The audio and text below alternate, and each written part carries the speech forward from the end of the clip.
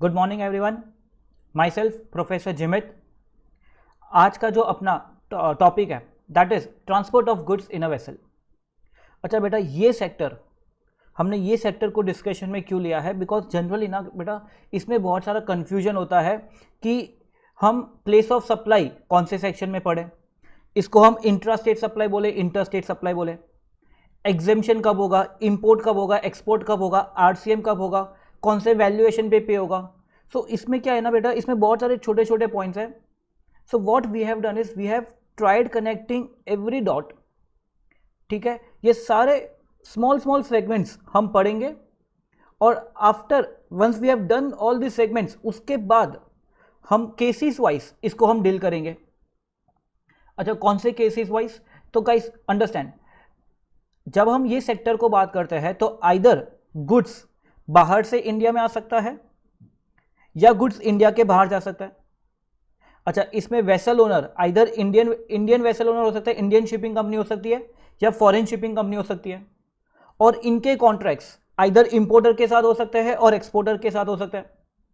So there are various cases. तो ये various cases को समझने के लिए we have divided into segments and we'll understand each segments and then we'll link it.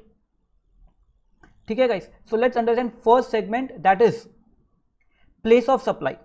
अच्छा, place of supply कौन से सेक्शन नंबर क्या क्या है, तो वो एक सिंपल बेसिक डिस्कस कर लेते हैं गाइस। प्लेस ऑफ सप्लाई ये सारा IGST एक्ट में आता है, और गुड्स सेक्शन 10 और 11 में आता है, और सर्विसेज सेक्शन 12, 13। अच्छा, अपना जो यहाँ पे फोकस है ये सर्विस बेस्ड फोकस है, तो हम इसको डिस्कशन बेस्ड से लिंकिंग सिर्फ सर्विस बेस्ड रखेंगे। ठीक है, तो चलो, गुड्स अगर ये इंपोर्ट एक्सपोर्ट नहीं है, अगर इंडिया में ये ट्रांजैक्शंस हो रहे हैं, अगर इंपोर्ट एक्सपोर्ट नहीं है तो सेक्शन 10, और अगर इंपोर्ट एक्सपोर्ट होगा तो सेक्शन 11 यूज कर लेंगे। सर्विस के केस में अगर सप्लायर और रेसिपिएंट दोनों इंडिया में है तो हम सेक्शन 12 यूज करते हैं, और सप्लायर रेसिपिएंट में से एक भी बार है तो हम सेक्शन 13 यूज करेंगे।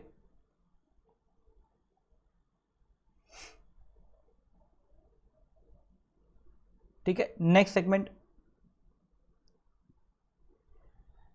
एक ट्रांजैक्शन को हम इंटर स्टेट सप्लाई कब बोलते हैं और इंट्रा स्टेट सप्लाई कब बोलते हैं? अच्छा, inter state supply for services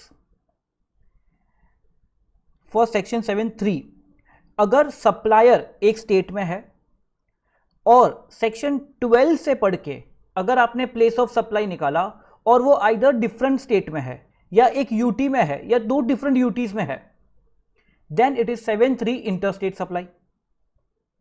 remember, section 12 पढ़ के अगर आपने प्लेस ऑफ सप्लाई निकाला रहेगा तो 7(3) में ये इंटर स्टेट सप्लाई होगा। 7(4) इज इंपोर्ट ऑफ सर्विस। एक सर्विस को हम इंपोर्ट ऑफ सर्विस कब बोलते हैं? There are 3 conditions guys.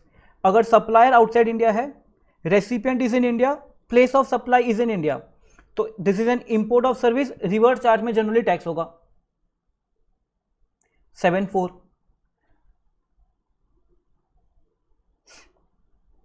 7(5)(a).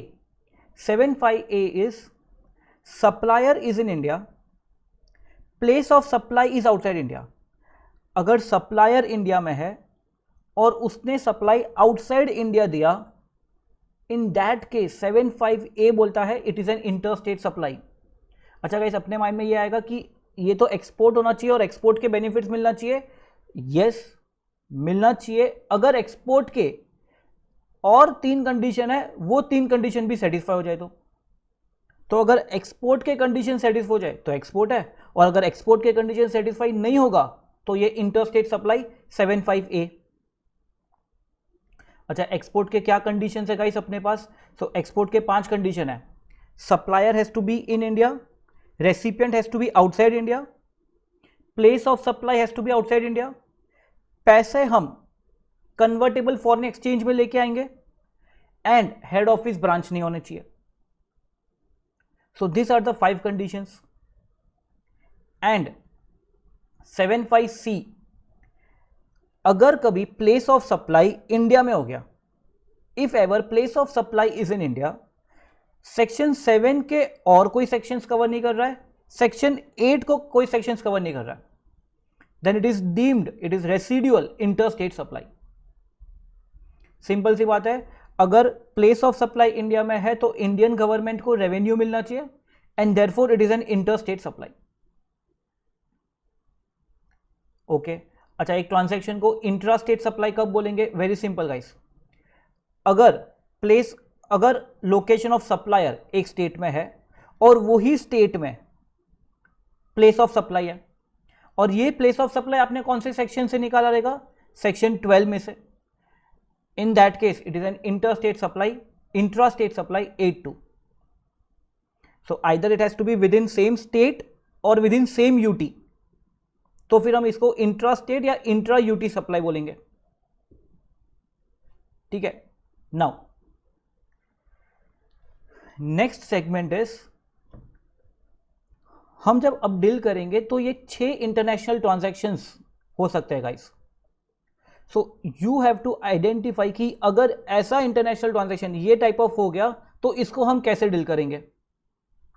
तो ट्राई करना गाइस, इसको हम कैसे करते हैं? तो very simple, first 2 cases, if the supplier is in India और रेसिपिएंट बाहर है। अच्छा, अब प्लेस ऑफ सप्लाई कहां पे है? 2 बात हो सकती है गाइस इसमें, place of supply can either be outside India और place of supply can be in India. अच्छा, अगर place of supply outside India है तो understand the first case, supplier India, recipient बाहर, प्लेस ऑफ सप्लाई बाहर। Generally वो पैसे dollar में देगा, हेड ऑफिस ब्रांच नहीं है। एक्सपोर्ट के कंडीशंस हो गए 75A इंटर स्टेट सप्लाई, और अगर एक्सपोर्ट हो गया तो export, very simple. What about second transaction guys?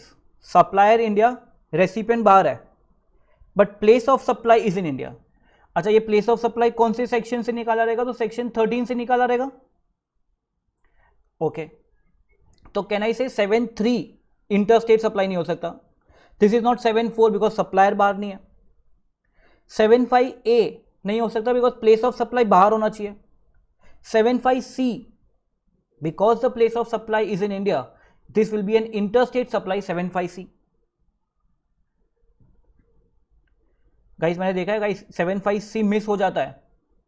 So this transactions are important when the supplier is in India, recipient is outside, but the place of supply is in India, then 7-5C it is interstate supply।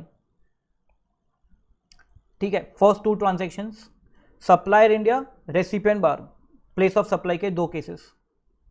Next 2 transactions, case ऐसे भी हो सकते हैं कि supplier बाहर है, recipient India में है।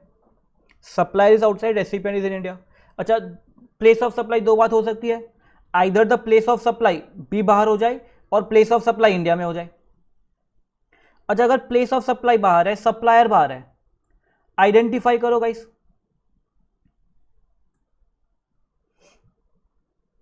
सप्लायर बाहर है, प्लेस ऑफ सप्लाई बाहर है।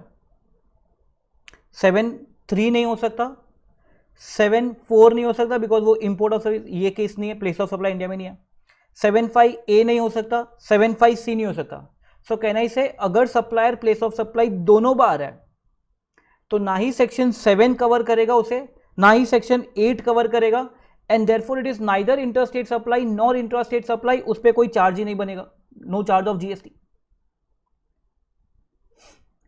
ओके, एंड नेक्स्ट, सप्लायर बाहर, recipient India, place of supply India.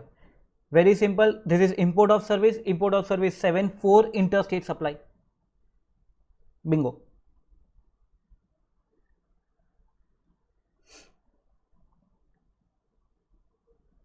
अच्छा गाइस, एक थंब रूल आप गाइस याद रख लेना, अगर सप्लायर और प्लेस ऑफ सप्लाई दोनों बाहर है, इन दैट केस कभी GST का चार्ज ही नहीं बनेगा। ठीक है, ट्राई करो नेक्स्ट गाइस। मैं बोल रहा हूं सप्लायर और रेसिपिएंट दोनों बाहर है, अगेन 2 बातें हो सकती है, place of supply can B outside, place of supply can be in India. अच्छा, अगर प्लेस ऑफ सप्लाई बाहर हो गया तो याद कर लो थंब रूल, सप्लायर और प्लेस ऑफ सप्लाई दोनों बाहर है, चार्ज ही नहीं बनेगा।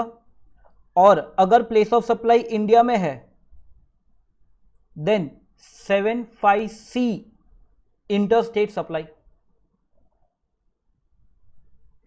अच्छा, बट गाइस सेकेंड केस में प्रॉब्लम क्या होगा पता है?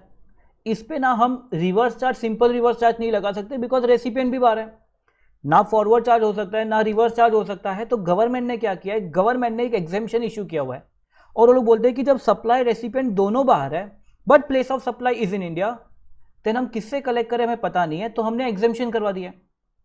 But this exemption will not apply for transport of goods in vessel sector. So kindly remember this also guys. Okay guys, we are done with 3 segments. Our next segment is, जब हम ये sector कर रहे हैं तो ये sector related हम कौन सा प्लेस ऑफ सप्लाई यूज़ करने वाला है। तो अगर सप्लायर और रेसिपिएंट दोनों इंडिया में है तो हम place of supply guys section 12(8) में से यूज़ करेंगे। अच्छा, 12(8) के बेसिस पे अगर ये B2B ट्रांजेक्शन्स है then the place of supply is location of recipient, और अगर ये B2C ट्रांजेक्शन्स है then the place of supply is where the goods are handed over. और अगर हम सेक्शन 13 में इसको डील करें, 13 मतलब जब आइदर सप्लायर या रेसिपिएंट या दोनों, अगर इसमें से ये दोनों में से कोई एक भी या दोनों बाहर है, in that case place of supply will be destination of goods. जहां पे ये गुड्स जा रहा है वो कंट्री को इसका रेवेन्यू मिलेगा। वेरी सिंपल, ठीक है गाइस। हमने अभी तक ये 4 सेगमेंट्स किए हैं गाइस। अब हम जो नेक्स्ट जो हम डील करने वाले हैं वो अब ये चारों सेगमेंट को मिक्स करके हम ये टोटल एप्लीकेशन बेस करेंगे।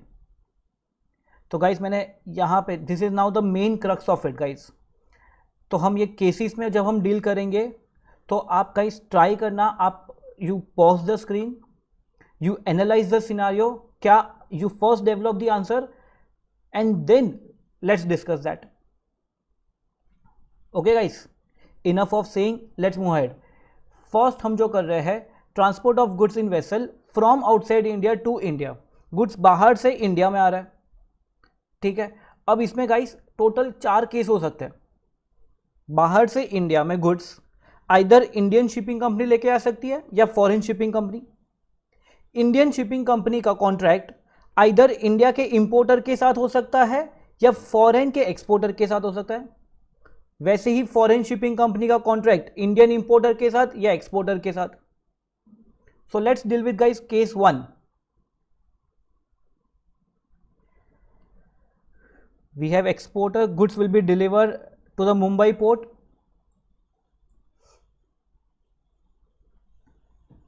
We have Indian shipping company, उसका कॉन्ट्रैक्ट इंपोर्टर के साथ है। अच्छा गाइस, ये केसेस में गाइस आप ट्राई करना आपका फ्लो ऑफ थिंकिंग कैसे होना चाहिए। तो पहले आपको ये सोचना है कि हम place of supply section 12 use करेंगे या सेक्शन 13। वो यूज करने के बाद उसका प्लेस ऑफ सप्लाई क्या निकलेगा। देन सप्लायर और प्लेस ऑफ सप्लाई को देख के एनालाइज करो कि नेचर ऑफ सप्लाई क्या होगा। Once you identify nature of supply, फिर इंडिया में टैक्स आएगा नहीं आएगा, इंपोर्ट है एक्सपोर्ट है, और आएगा तो कौन पे करेगा। ठीक है बेटा, ये फ्लो ऑफ सेक्शंस अपने को रखना है। अब ट्राई करो, इसमें शिपिंग इंडियन शिपिंग कंपनी है और उसका कॉन्ट्रैक्ट जो है वो इंडियन इंपोर्टर के साथ है। इन दिस केस कैन आई से ये सप्लायर शिपिंग कंपनी सप्लायर है और रेसिपिएंट इंपोर्टर है, दोनों इंडिया में है, तो प्लेस ऑफ सप्लाई सेक्शन 12(8). 12(8) के बेसिस पे गाइस B2B, जनरली ये B2B ट्रांजैक्शन रहेगा। It is location of recipient generally. अच्छा, अब सेक्शन 12 के बेसिस पे हमने प्लेस ऑफ सप्लाई निकाला है। अब ये रेसिपिएंट आइदर सेम स्टेट में हो सकता है या दूसरे स्टेट में हो जाए, मीनिंग देयर बाय आइदर ये इंट्रा स्टेट सप्लाई हो सकता है या इंटर स्टेट सप्लाई हो सकता है, depending where the supplier and recipients are located. Nature of supply in simple words, ये फॉरेन ये इंडियन शिपिंग कंपनी इंपोर्टर को GST चार्ज करेगा। It's a taxable supply foreign. Case 1 clear guys? Now try case 2। We have Indian shipping company supplier, उसका contract बाहर के exporter के साथ है और वो गुड्स इंडिया में लेके आने वाला है। Supplier is in India, recipient is outside India, place of supply. Guys 12 से निकल के हम कहना इसे सेक्शन 13 में चले जाएंगे। Place of supply will be destination of the goods. What is destination of goods? Mumbai, India.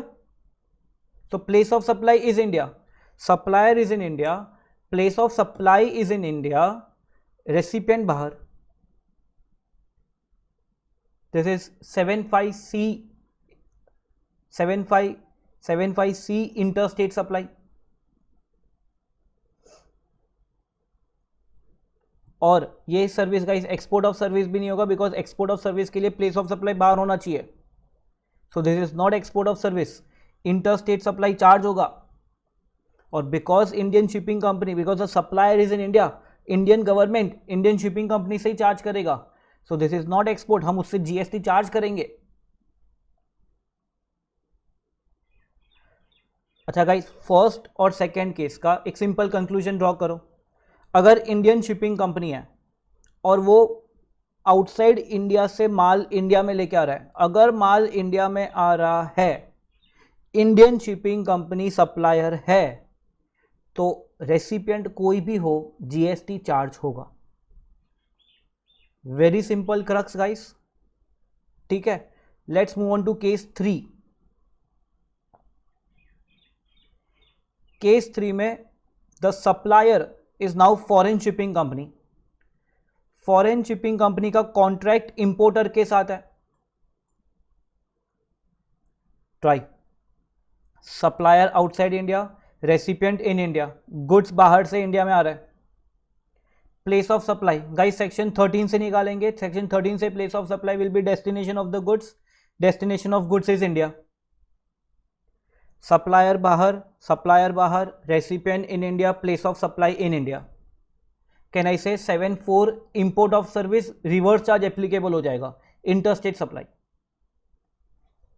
This is interstate supply 7(4) import of service, because 3 condition satisfy हो गए। In this case who will pay tax? Import of service है, tax कौन pay करेगा? Recipient RCM. Case 3 clear. Case 4, case 4 में supplier बाहर का है, foreign shipping company बाहर का है, उसका कॉन्ट्रैक्ट एक्सपोर्टर के साथ, वो बाहर है बट गुड्स इंडिया में आ रहे हैं। If this is a case, supplier recipient दोनों बाहर but place of supply in India. अच्छा, place of supply in India, section 13 destination of the goods, place of supply in India. Nature of supply 7(3) नहीं हो सकता, 7(4) नहीं हो सकता, this is 7(5)C interstate supply. अच्छा, बट दोनों बाहर है, टैक्स किससे कलेक्ट करे? क्या वो एग्जेम्पशन एप्लीकेबल होगा? नो, वो एग्जेम्पशन ये केस के लिए एप्लीकेबल नहीं होता था। तो अब गवर्नमेंट को किसी न किसी के पास से तो टैक्स कलेक्ट करना होगा। Can they collect from foreign shipping company? No. Can they collect from the exporter? No. Government क्या सोचता है, ये ट्रांजैक्शन में इंडिया में कौन है? इंडिया में इंपोर्टर है, तो गवर्नमेंट बोलता है we will collect tax from the importer. हम इसे डीम्ड रेसिपिएंट बोल देंगे और इंपोर्टर से टैक्स कलेक्ट कर लेंगे। ऐसा नहीं है सप्लायर रेसिपिएंट दोनों बाहर तो टैक्स कलेक्ट नहीं होगा, नहीं, because the place of supply in India, तो हम इंडियन गवर्नमेंट को इस पे रेवेन्यू चाहिए, और इंडिया में कौन है? इंपोर्टर है, डीम्ड रेसिपिएंट मान लेंगे। अच्छा, अब आप इंपोर्टर के माइंड से सोचो गाइस, ये ट्रांजैक्शन में कॉन्ट्रैक्ट ये दोनों के बीच में है, और ये दोनों के कॉन्ट्रैक्ट के बीच में इंपोर्टर को इस पे जीएसटी पे करना है। अब what is the contract value, ये इंपोर्टर को कैसे पता होगा? चलो, वो एक बार एक्सपोर्टर को कॉल करके बोलेगा कि भाई आपका क्या वैल्यू है। हो सकता है एक्सपोर्टर बोल दे चलो ठीक है भाई ये वैल्यू है, तेरे को इंडिया में जीएसटी पे करना है, ये वैल्यू है तो पे कर दे, चलो ठीक है। बट मैनी अ टाइम्स क्या होता है कि एक्सपोर्टर इस पे प्रॉफिट चार्ज करता है, ये कॉन्ट्रैक्ट पे वो कॉन्ट्रैक्ट वैल्यू पे वो अपना प्रॉफिट ऐड करके वो इंपोर्टर को चार्ज करेगा। हो सकता है ऐसा case. If that is a case, दो एक्सपोर्टर वो क्या बोलेगा, I don't want to share this value, sorry this is our private thing, हम इसको शेयर नहीं करेंगे। इन दैट केस इंपोर्टर किस पे टैक्स पे करेगा? इस वैल्यूएशन में थोड़ी सी दिक्कत हो सकती है, तो वो लोग ने क्या बोला, देखो अगर इंपोर्टर ये दोनों के बीच का वैल्यू, अगर ये कॉन्ट्रैक्ट वैल्यू आइडेंटिफाई कर पाता है तो कॉन्ट्रैक्ट वैल्यू पे होगा, वेरी सिंपल। अगर नहीं तो 10% of CIF deemed 10% of CIF पे हो जाएगा। Guys pretty simple with this also. अच्छा, केस 3 और केस 4 को एक सिंपल कंक्लूजन करो। जब माल बाहर से इंडिया में आएगा और फॉरेन शिपिंग कंपनी लेके आ रहा है, बाहर से इंडिया में आ रहा है, फॉरेन शिपिंग कंपनी लेके आ रहा है, तो इंडिया में टैक्स पे होगा और दोनों केस में इंपोर्टर टैक्स पे करेगा, बी इट नॉर्मल RCM और बी इट डीम्ड RCM। और नॉर्मल RCM है तो सिंपल कॉन्ट्रैक्ट वैल्यू पे होगा, बट अगर डीम्ड RCM है तो आइदर कॉन्ट्रैक्ट वैल्यू पे होगा अगर कॉन्ट्रैक्ट वैल्यू पता है तो, और अगर कॉन्ट्रैक्ट वैल्यू नहीं पता है तो 10% ऑफ CIF डीम्ड वैल्यू पे होगा। गाइस सिंपल है, चारों केसेस में बाहर से माल इंडिया में आ रहा है, चारों केसेस में टैक्स आएगा। अगर इंडियन शिपिंग कंपनी है तो वो टैक्स चार्ज करेगा, अगर फॉरेन शिपिंग कंपनी है तो RCM के बेसिस पे आएगा। ठीक है, now try to fill this table. आप स्क्रीन पॉज करो, try to fill this table. Your I don't think so आप इसमें मिस्टेक करोगे guys. Your answer should be something like this.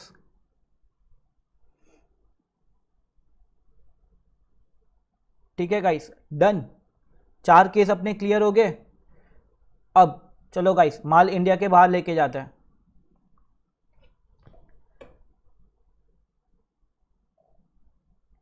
Case 1, we have Indian shipping company, goods अपने को US port में deliver करना है। अच्छा, अब because the goods are going out of India, तो यहां पे जो रहेगा वो एक्सपोर्टर रहेगा और बाहर का इंपोर्टर रहेगा। सो इंडियन शिपिंग कंपनी का कॉन्ट्रैक्ट इंडियन एक्सपोर्टर के साथ है। कौन सा पढ़ना है, 12 या 13? सेक्शन 12। सप्लाई रेसिपिएंट दोनों है तो प्लेस ऑफ सप्लाई सेक्शन 12।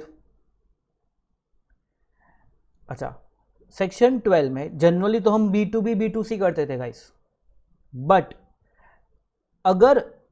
अगर हम गुड्स इंडिया के बाहर लेके जा रहे हैं देन 12(8) में एक प्रोवाइजो था जो बोलता था कि अगर गुड्स बाहर जाएगा then place of supply will be destination of the goods, place of supply will be US। अच्छा, अगर प्लेस ऑफ सप्लाई US बोल दिया तो गाइस ट्राई करो, नेचर ऑफ सप्लाई क्या रहेगा। सप्लायर यहां का है, प्लेस ऑफ सप्लाई बाहर है। 75A interstate supply. अच्छा, 75A इंटरस्टेट सप्लाई हो गया तो एक्सपोर्ट हुई भी हो सकता है, बट एक्सपोर्ट के और 5 कंडीशन, मतलब और 3 कंडीशन भी थे। और 3 कंडीशन क्या थे कि रेसिपिएंट भी बाहर का होना चाहिए, पैसे डॉलर में कन्वर्टेबल फॉरेन एक्सचेंज में मिलना चाहिए, हेड ऑफिस ब्रांच नहीं होना चाहिए। बट वो 3 कंडीशन फुलफिल नहीं हो रहे because recipient is in India. तो कहना इसे एक्सपोर्ट के कंडीशन फुलफिल नहीं हो रहे, तो 75A interstate supply but not in export.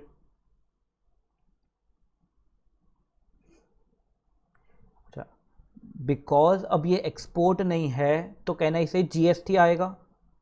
But visualise करो गाइस, गुड्स इंडिया के बाहर जा रहा है, गुड्स इंडिया के बाहर जा रहा है तो टेक्निकली इंडियन गवर्नमेंट को इस पे रेवेन्यू कलेक्ट नहीं करना चाहिए on the destination based principle. तो गवर्नमेंट ने क्या बोला कि हम ये सर्विस को एग्जेम्प्ट सर्विस कर देंगे, और गवर्नमेंट ने एक एग्जेम्पशन इश्यू कर दिया है जो 30 सितंबर 2020 तक वैलिड है। This is an exempt service. Simple. चलो नेक्स्ट केस का सिंपल रहेगा। इंडियन शिपिंग कंपनी का कॉन्ट्रैक्ट बाहर वाले इंपोर्टर के साथ है, तो कहना इसे सप्लायर इन इंडिया, रेसिपिएंट बाहर, एक बाहर है तो प्लेस ऑफ सप्लाई सेक्शन 13 से निकलेगा। सेक्शन 13 से प्लेस ऑफ सप्लाई निकालेंगे, it is destination of the goods which is बाहर। सप्लायर इंडिया, रेसिपिएंट बाहर, प्लेस ऑफ सप्लाई बाहर। 75A इंटरस्टेट सप्लाई, और 3 कंडीशन देखनी है, रेसिपिएंट बाहर, पैसे डॉलर में, हेड ऑफिस ब्रांच नहीं है, export of service.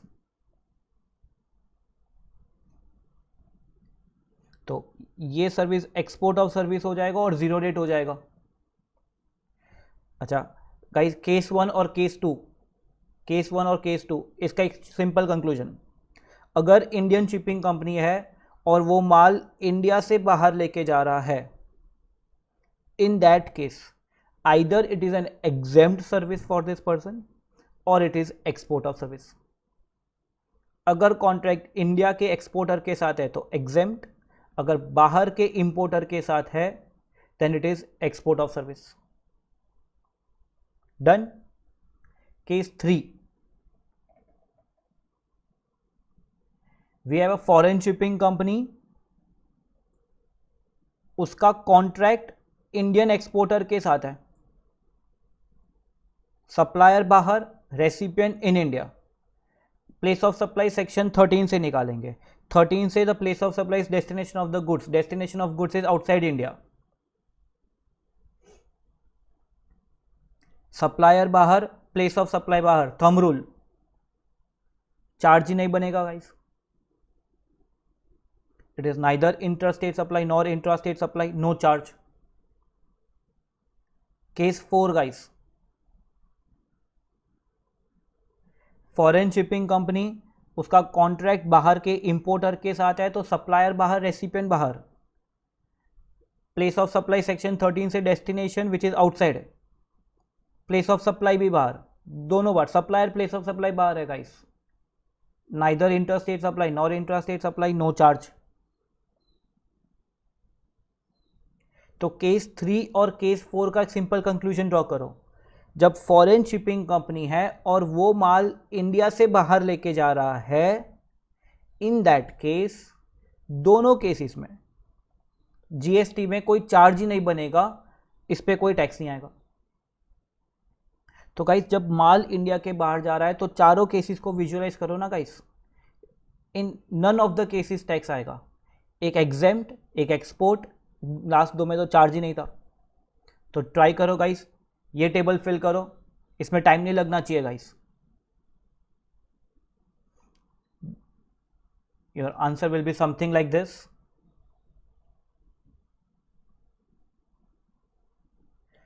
Now total we have done 8 cases guys, ठीक है। अब मैं एक लास्ट कनेक्टिंग डॉट, एक लास्ट लिंकिंग में आपके साथ ट्राई कर रहा हूं गाइस। थोड़ा सा डिफिकल्ट है। हमें क्या करना है ना, हमें सिर्फ और सिर्फ इंडियन शिपिंग कंपनी के पर्सपेक्टिव से सोचना है, सिर्फ और सिर्फ इंडियन शिपिंग कंपनी। तो जैसे ये टेबल में यहां पे 2 इंडियन शिपिंग कंपनी है, वैसे ही हमने जब पहले 4 केसेस किए थे वहां पे भी 2 इंडियन शिपिंग कंपनी थे। तो you try it out guys. ये टेबल फिल करो, take your time. First is from outside India to India.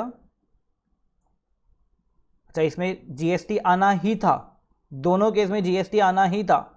और from India to outside India, India से बाहर लेके जा रहे थे तो एक एग्जेम था और एक एक्सपोर्ट था। तो आपका आंसर ना गाइस कुछ ऐसे आएगा। पहले 2 केस में vessel owner will charge GST, third was an exempt case, and fourth is zero rated supply export. अच्छा, अब अगर मैं आईटीसी पर्सपेक्टिव की बात करूं तो कैन आई से इसके ये जो है ये टैक्सेबल सप्लाई है, ये टैक्सेबल सप्लाई है और ये एक्सपोर्ट है, तो ये 3 के लिए उसको आईटीसी मिलेगा। बट उसका एक जो सर्विस है वो एग्जेम्प्ट सर्विस है। तो गवर्नमेंट डिपार्टमेंट क्या बोलेगा कि आप टैक्सेबल सप्लाई भी दे रहे हो और आप एग्जेम्प्ट सप्लाई भी दे रहे हो, तो कॉमन आईटीसी जो रहेगा उसका आपको रिवर्सल करना पड़ेगा।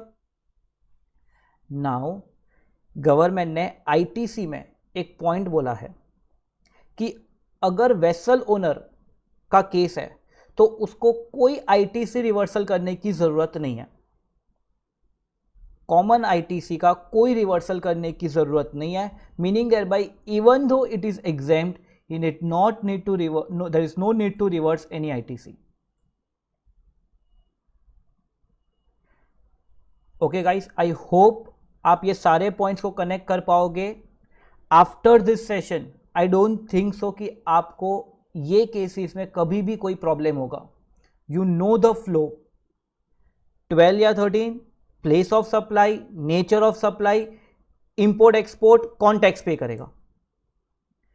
एक बार ये फ्लो में जाओगे आप कभी भी गाइस मिस्टेक नहीं करोगे. I hope you have like the video guys. Do like it, do comment it, do share it. चलो, थैंक यू गाइस.